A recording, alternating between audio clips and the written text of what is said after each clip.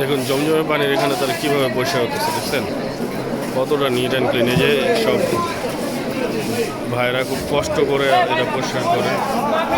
দেখেন পাবলিক সবাই যাওয়ার জন্য অস্থির হয়ে গেছে।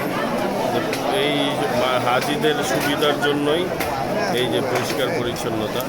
দেখেন এটা হচ্ছে জমজমের পানির এখান থেকে পাওয়া যায়, এখানে পরিষ্কার করতেছে তারা। দেখেন কতটা ক্লিন অ্যান্ড স্বচ্ছ।